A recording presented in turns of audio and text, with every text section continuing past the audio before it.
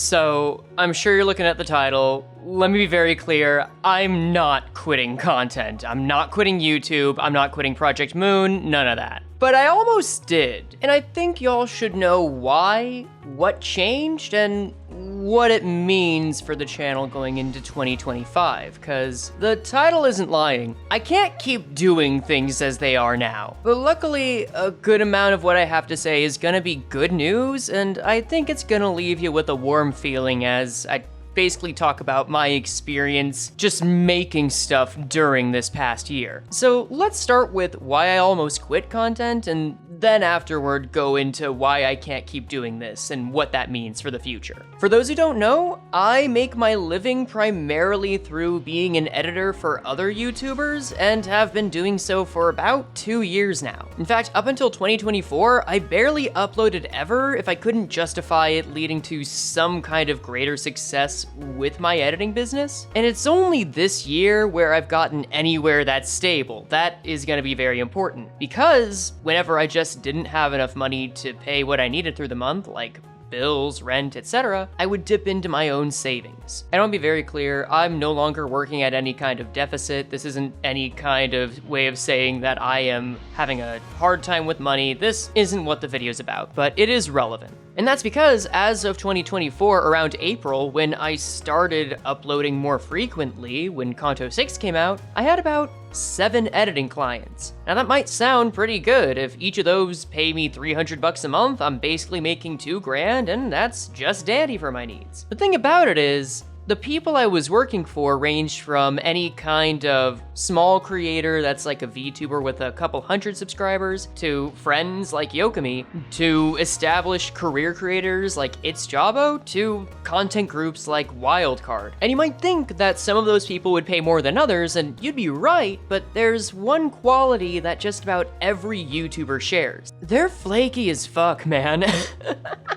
Like, this isn't a dig, it is a pretty well-known phenomenon to anyone that works for a creator that while they will try their best to give you regular work that is at a reasonable and respectable pay rate, normally one of those two goes by the wayside. Hell, one of those guys that I really respect, Jabo, while he originally planned for me to work on 1 video a month and the pay was good, had regular moments where there would be several months where I wouldn't be doing anything for him because he wasn't able to get a video that would fit what I could do for him. Anything else that was going on, he would give to an editor that had already worked with him for longer and knew his style, or just someone that was more knowledgeable about whatever game he had. There are a lot of factors that go into this. Both Jabo and just about any other experienced creator knows about this phenomenon, and we all just kinda accept it as a flight risk no matter who you work for. But as you can imagine, that meant both my income and my workload would vary greatly from one month to the next. Sometimes I'd work for maybe 20 hours to 1 week out of any given month, and others I would be swamped with commissions for a month and a half. And all the while, I was still trying to make stuff for Limbus Company because, hey, my end goal isn't to be an editor, it's to make shit for you guys that we can have a good time and, you know, enjoy these goddamn stories. If you can't tell, this video isn't scripted, I'm mostly going off cuff. But the end result of this was by May, I was starting to get really unsure whether or not if I could even find any set of clients that I could work with that would help me make a living. Let alone make a living while still making my own videos. That started to feel more and more like a pipe dream because everything was just uncertain. Imagine it like you're playing Limbus, but there's just no SP. Everyone's stuck at 0, so there's so many factors outside of your control that can affect what happens on any given moment. But still, we were able to do a lot during that time. I still was pretty happy with what happened around April, May, and especially June, because that's when we had APR. And you know, that was great. It was, I'll admit, hella stressful for a lot of it, because there was this pressure that I put on myself to make this thing that would be considered an unquestionably good and quote-unquote clean event for the Project Moon community, which I think we did pretty well with. But it also got me in touch with, like, the majority of the Ian and Western PM community, which, damn, that's pretty cool. And we decided to stay in contact and have been staying friends ever since. Like, No matter what stuff I struggled with during June, which I shouldn't just say me, a lot of people that were working on this struggled and put in so much effort to make that happen, I think it's safe to say it was worth it because we've been making and keeping friendships ever since. But the reason I bring up APR, other than it being a big event during 2024, is because I learned something that really wasn't good for my mental. See, I'm a person who's of an age where I need to pay bills, rent, buy my own groceries, manage my car, all that jazz, and needs a regular stream of income. And many of the people that I met in the community aren't quite at that age. A good chunk are, don't get me wrong. I'm intentionally being vague with my wording here because I don't want to reveal the ages of my friends, but the reason I bring this up is because it started to give me a sense that the reason other creators were able to upload more often, and I wasn't, was because they didn't have to worry about having time working to make money outside of their own channels. They could put that effort more into what they're making. That really made me feel like that I was on the outskirts of the community and was kinda out of place here. And of course, there are several flaws in that line of thinking, but the past is the past, hindsight is 2020. But here's where we get to the idea of quitting. I eventually recognized that I could keep spending my time looking for new clients just so that I'd have more chances that they would actually be consistent every month, or I could just stick with the most reliable ones and put all the rest of my effort into my channel so I could at least predict reasonably what would happen in any given month, which unfortunately still wasn't easy because even the most reliable clients I had, which I think the only 3 I stuck with in the end were a VTuber that was not able to continuously order more shorts after the first month, Yokami, who also works and has a very uneasy schedule, but was still one of those consistent people, and hell, is a homie to this day, and that content group Wildcard. And all 3 of those at different points just were not consistently providing work, so it got to a point where I had nearly nothing coming in and was relying even more on savings. And you might be thinking, well, that's a really stupid way to handle things, isn't it? And you'd be right, because I'd started to reach a point where I felt like I'd done everything that makes sense to still do this work and stay creating stuff in the community. Because, well, yeah, more than anything else, I do like being in the Project Moon community and would prefer to follow my goal of being a creator. It would feel odd and bittersweet. Actually just bitter, let's face it, if I had to just suddenly stop after APR. But as I made that choice to pare down who I worked for in July, and things just kinda weren't working out from there, and continued that into August, the writing was on the wall. I wasn't at risk of ever being destitute, but I knew that I was getting close to a point where I had to say, hey, it's time to go back to office work. Go back to your backup plan, go back to where you were before, they'll welcome you with open arms, even if you're not a fan of it, and go from there. I was getting close to having to eject and use an escape plan, basically, which would have sucked. But hey, I'm not gonna bet my bottom dollar on content, that'd be insane. So I did something kinda drastic. I said, you know what, nothing I've done has worked, anything that makes sense hasn't worked. Let's do something that doesn't make sense that probably won't work, but at least it'll be fun. And since August was my birthday, I spent the end of July up until the first half of August writing a script about a tour through every district in the city. And I spent about 40 hours, 45 over the course of a week, editing together what I thought would be the funniest thing I could to put it together because I just wanted to have a good time. I mean, any editing is frustrating to some point, but still, you can clearly see where that went. That was the creation of Citywide Tour. I released that video on August 15th, and I had no idea how well it was gonna do. It was shorter than some of the other stuff I made. The videos I had made beforehand, like the Philip video and the Intervalo ranking video, just weren't doing well, even though they were longer. The Philip video, especially at the time, felt really disheartening, and I want to be clear, that's not anyone's fault. I've taken that as a lesson to say, if something isn't about Limbus, it isn't King, which is why, despite all the effort that went into that video, I've said this on stream, while I was so sure that it was the effort and the storytelling that would make the video successful and would guarantee a part 2, that was a harsh dose of reality that wasn't the case, and now I don't know if that's ever gonna happen. But on Citywide Tour, when I was working on that, the schedule I had in my mind was that I would continue working on this throughout the rest of August, probably the rest of September, and then in October, I'd have just enough to quite safely return to my old job, get something stable, and figure it out from there with a nice, little cushion in case something went wrong. There wouldn't be anything I'd do for Kanto 7 or anything after, and I was so sure of this, I even commissioned my good friend Slime the Slime to make a custom ending CG for the last part of Citywide Tour that, well, if you've seen the video, this image is funnier than it looks on the surface, and it really was meant to be as funny as it is final. But while I uploaded that on August 15th, I then got a message on August 18th from a man named Bobby Wasabi. And if that name sounds familiar, that's because he is one of the main people that manages the content group Wildcard. And he said, hey, do you still want to work with VTubers? And that message is the reason I didn't quit, because the conversation we had there is what led me to work with a VTuber who would then be the newest member to Wildcard, Volpixie. And things went well enough that I had a little interview with her and Bobby as a way for us to get to know each other days later, and I got my first assignment as early as the last week of August, and I'm pretty sure I was able to get like 50 work hours on my timesheet for Wildcard by the end of that month. And that's made all the difference because, you know how I said that I had about 7 or maybe even 8 clients earlier that year, and that was the most I ever had and still couldn't make ends meet? Well, the issue was that Wildcard paid me a good amount, I just never had enough work. But they didn't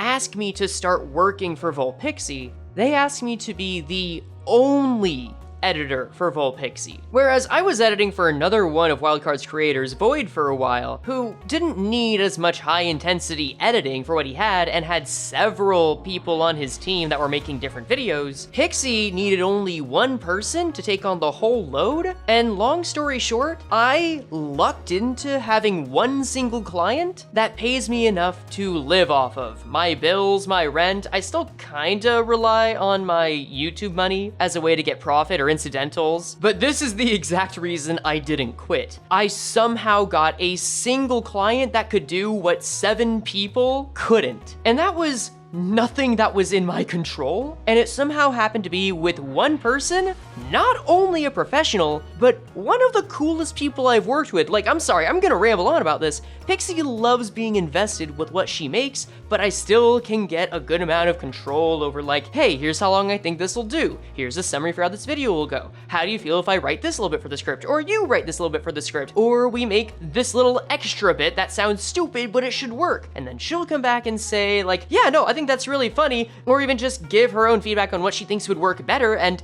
it's just a vibe. Most, actually, people I work with are very formal. It's like texting someone through Discord saying, hey, I want video, here's footage, I give video, thank you for money, pay, cool, I want video again. It's nothing like that here. This feels like so much more teamwork than I've had, and if by any chance, Pixie, you are seeing this, you know that you have basically saved my career, and I know how much you appreciate what we've done. Like, I'm sorry, if there's anything you need to see to tell that working with her is a vibe, I'm gonna gush a bit about this. Just check this out. Okay.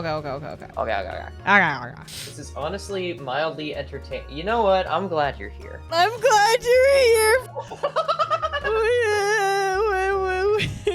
We making it work. Okay. So yeah, the point is, this is the best editing job I've ever had, and frankly, it's the best one I think I will ever have, and I have no intention to leave this anytime soon, even if I could. And that explains why I almost quit, because I just couldn't afford to keep going. But while I'm grateful to still be able to do all this and make stuff for all y'all, that leads into why I can't keep doing this. Now, clearly, I started working for Volpixie in August, 3 days after Citywide Tour's first part was posted. I had no expectation that was gonna happen, but you get the point there. I've also been uploading about once a month since then, and that's been nice. Clearly, I don't mean that the videos are gonna stop, no. But while I no longer have the fear of leaving everything I built up behind, or the uncertainty of how much work is gonna come in and scheduling around that, my new lifestyle has traded that for a different set of issues, one I'm happier to have, but ones that need some adjusting nonetheless. I now spend about 80 to 100 hours per month editing for Volpixie. And again, it's a great job, but that also means I am officially a part-time creator, which I'm sure a lot of people would kill for. Don't get me wrong, I'm very aware of that. but it also gives this really particular feeling, and I want to use an analogy to explain it. I feel like I have to treat my time in a similar way that someone in, let's say, the lower class of T Corp has to. It feels often like I have about 12 hours in any given day, or more accurately, 10 to 15 in any given month, to make something. And there's this air as a result that I have to make that time count. Like I said, what's keeping me not just afloat, but able to feel safe is not just the Volpixie work, but my own money from YouTube and anywhere else I get as a creator. And again, this isn't me trying to shill out or like get people to, I don't know, do memberships or patrons or shit like that. This is more that I'm gonna have to find a way to keep making things in tandem, which sure is a lot of work, but it's what I signed up for. Anyone who is a YouTuber is so by choice. They didn't accidentally fall into making content 99.999% of the time. And again, a lot of people would kill to have any chance of doing that. So clearly, the plan is to find a way to make this work. And ever since September, my plan has been to make one video every month. I may not have the time that a lot of my mutuals may have, but I can still at least do that, and that's still good enough. And while I do think that's true, it means that I've gotten much pickier with exactly what I make, and I'm also factoring in how long it will be because video length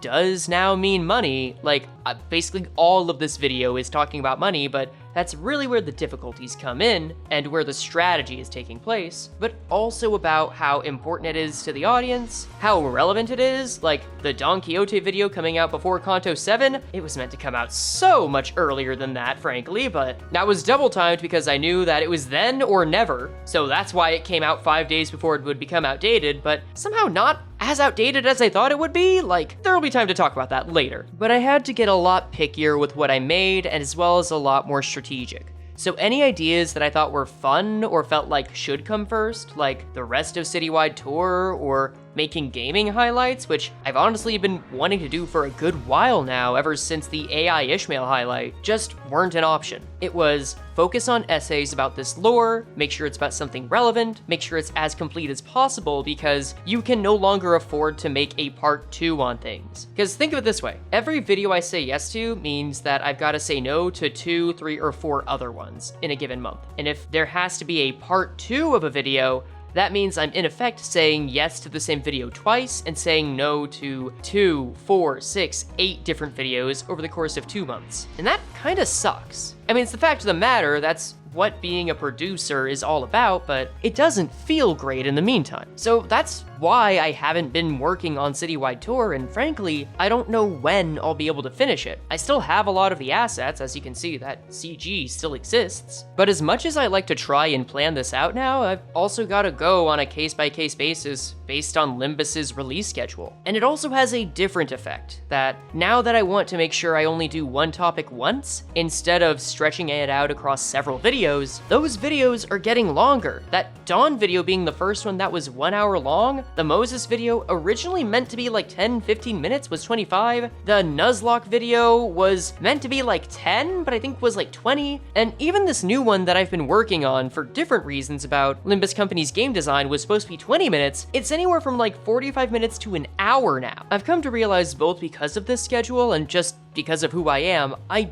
want to cover everything I can about a topic, because I think that makes it not only the most interesting video, but honestly makes the most money. Again, both the idea of making something artistic and something profitable don't have to go against each other, and I'm working as much as I can to maintain that. And I was able to do that for a little while. I mean, both this gameplay video that I'm currently editing now and probably will get out during early January, and How It Feels to Don Quixote are the next 2 major videos on the roster, which I'll explain more about How It Feels to Don Quixote in a bit. But put all this together, and while I was able to keep making stuff for a while, you can imagine it got difficult, because I was basically spending all of my time doing stuff that felt necessary, doing these strategic videos that, while they made some very beautiful moments that I'm glad to have been a part of, thought were fun, and I'm glad the community has, like that Moses video is probably one of my favorite things I've ever made. It still came down to feeling like these were videos that had to be made. Coupled with the fact that these are done after videos that, as much as I enjoy working with Volpixie, are commissions, and commission work is decidedly not as rewarding, working on these hasn't been as rewarding as I'd like it to be, and eventually that reached a tipping point. I started getting the sense that I was playing against some race against the clock. Thematic, considering the analogy, yeah.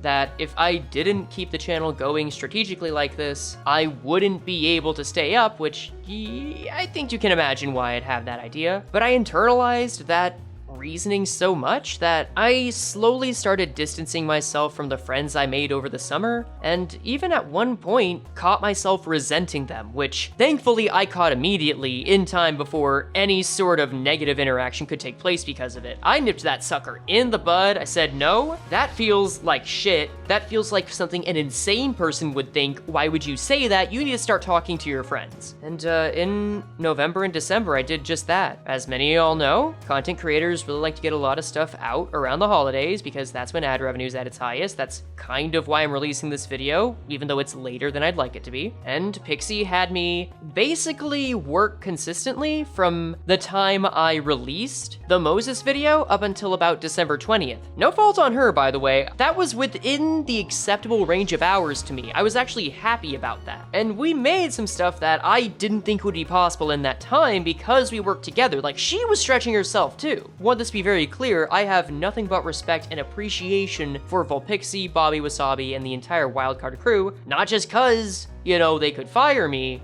but because it has been the legit best experience I've had and continues to be that. I want to see Pixie succeed. I'm drinking that Kool-Aid. But it also meant that I did not have the time to work on my own stuff, and I was left with two options. I could either maul about it and say, I can't do anything, this sucks, this sucks, this sucks, and cause my mental to get worse, or I could go in every day, and after I'm done doing Volpixie's work for the day, spend time with my friends and just hang out. And that's what I did, talking to people more. I started playing, you wouldn't believe this, Overwatch and Marvel Rivals with like Emmy, Beanie, Ezgu, Opalu, Sunal, like a bunch of other people, and I started talking more with Angela and Koskazook, because they're good vibes to hang around. My other friends I've taken a chance to try and get in touch with, and some people that I've only had a couple of interactions with, like Saf, Ebby, let's see, been talking with Slime, Mulberry, just people that I've met over the years. I'm sorry, I wasn't trying to get to the,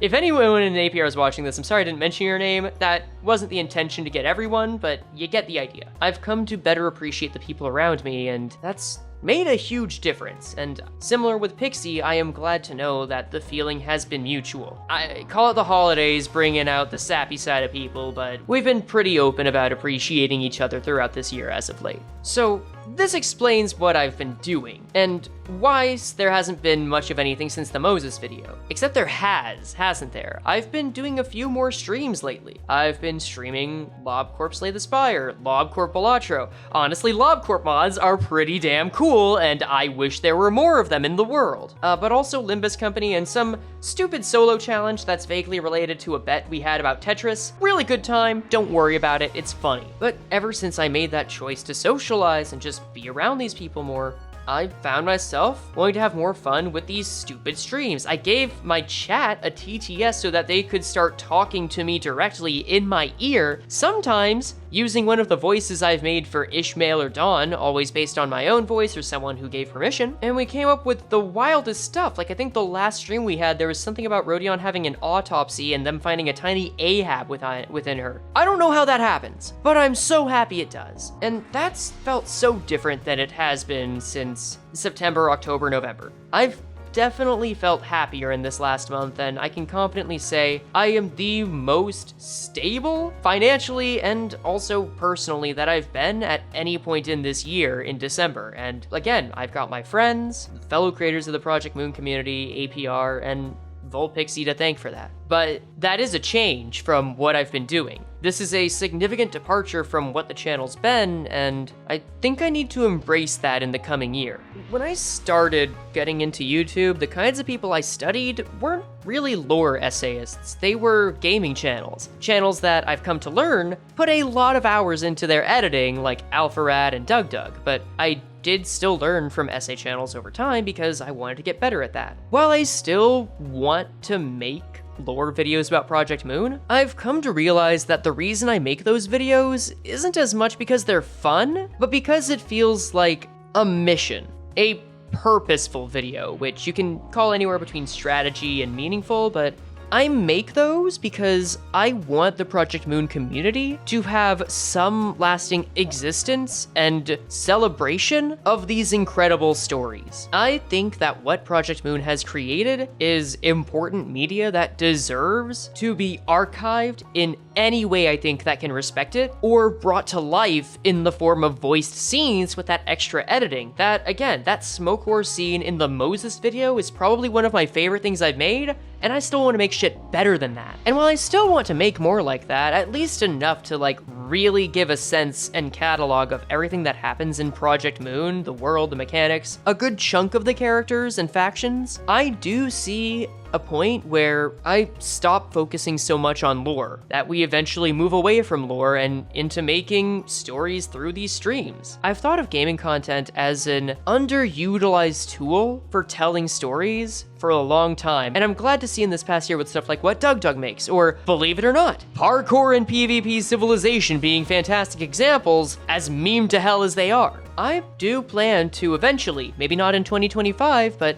in 2026, 2027, who knows, lean more into that. And because of that, I'm starting to practice more with how to be more entertaining on streams. And someone in the comments is probably already typing, no, you're already entertaining. That's not the point. It's not about not being confident. It's about understanding why certain ways you handle a stream are entertaining and how to be better at it. And this isn't a confidence thing, this is a curiosity and desire for expertise thing. Something that I haven't really explored as much because I've been focusing so much on the lore, so much on storytelling, things I care about, but things I know that in my current state won't make me happy on their own. So if I can't keep doing this, what are we gonna do? First, I'm making a gameplay video about Limbus Company's game design, and I'll tell you the title right now, it's I Love Limbus Company, Here's Why It's Incredibly Flawed. And if that title is already making you worry, don't, because I think that's gonna be a really fun conversation that is more constructive than you might think. And I'm making it just to prove that we don't have to be scared of talking about or criticizing Limbus's gameplay.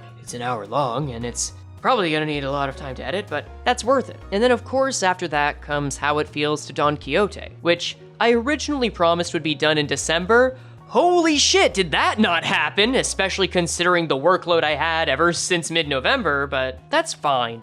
I do still need to write the script because I shit you not, I have had little to no time on that, and when I found some reason to start looking into Limbus's gameplay, something about that felt like a more important calling at the time, and I think it was some burnout of doing the same stuff over and over. I'm still excited to talk about PM lore. The Don Quixote video, I'll admit, I kind of coped and started looking for voice actors before I finished the script, which, in production, not a good practice, by the way. Actually very amateurish, but I did it nonetheless because if I was gonna be stuck doing commission work, as nice as it may be to have, I wanted to at least have something to look forward to, so I started getting some people that I thought before this, maybe I wouldn't be able to get. I'm still trying to get a couple of people that I'm not gonna name because I don't know if it's gonna work out, but things are on track for How It Feels to be Don Quixote being the largest How It Feels video I may ever make. And a part of me wants to say that's gonna be done by the end of January, but another part of me is pretty sure that's just coping. But I really want that to be done before the first intervallo because holy shit, that's way too fucking long. The point is, we're not done with lore videos. Hell, I want to make a whole video explaining the distortion phenomenon and everything that goes into that, which probably would be another hour-long one, who knows. But while that part is gonna still be the same, I am also gonna be making another video each month, or at least shooting to. That's more of stream highlights, something about gaming, or probably just stream highlights that are a little polished. Which also means I'm gonna stream more often. I'm gonna stream stuff that makes me happy, like either new Limbus Company content, of course, or we stick with doing more of those LobCorp mods. LobCorp Balatro has been insanely fun, and LobCorp Slay the Spire is a very inspiring journey that feels somewhat like original LobCorp. It's wild how they manage that. So when I say I can't keep doing this, I mean I can't keep just doing the same thing and I want to do more. And you might be wondering, well, how are you going to make these essay videos as well as this gaming content if you're already struggling to keep up? Well, here's the thing, I don't have to worry as much about money anymore. I already spent November, December, and a bit of October on making sure that I was in good health, went back to the doctor, the dentist, did some repairs on my car, and luckily, everything was generally pretty good. That was lucky. And other than paying taxes, we'll see how well that goes, I'm now in a position to hire an editor. Not only hire an editor, but I want to hire one that hopefully I can be better to than most creators have been to me. I want to pay them a rate that I think is fair, that I would have accepted in their shoes, and make sure that what I'm doing is not only valuing their time, but is stable enough to reliably give them income. So I've talked with a couple of people. We're still seeing how well that's gonna go, but if all goes well, we're gonna get 2 videos out a month that hopefully grows the channel, means that I can hire some editors to work on bigger projects than 3 to 4 hour streams, because you know how long my streams can get if you join them. And ideally, still keep everything going on the good old Frey Chikama channel while not slacking anywhere else. Is it gonna be a lot of work? Yeah, but I've kind of become accustomed to it. This is kind of what you buy into. You live, work, and breathe it, and the only reason I can do that is I don't know what to tell you, because I got lucky with that goddamn job.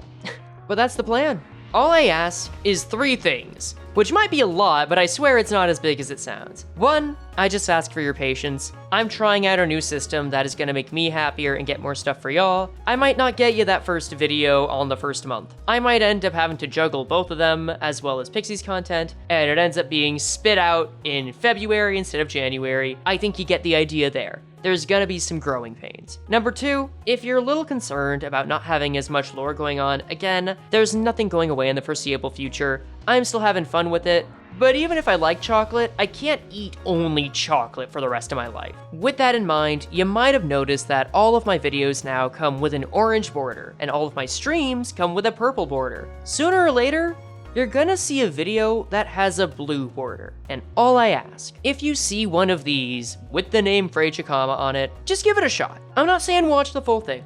I don't think that's reasonable to expect of people. I'm not saying click on all of them. I'm just saying, if you only watch my essays, you've seen a very small part of what I like to put out into the world, and sometimes I know the other stuff I like to make scares people, and I love that, and it's gonna happen again, and I'm not sorry, and I think you might like that too. So just give it a shot, see where it goes, and if you don't like it, that's fine. If you do, well, there'll be more where that came from. And number 3, this is more of a contingency plan. If I find that whatever I want to do with these gaming videos just isn't fit for the channel, I've made a second channel called Frey's Bucket. It already has a video on it that's of me and Sunil doing a cover of Through Patches of Violet of all things, which I'm gonna be honest with you guys, it was meant to be a meme.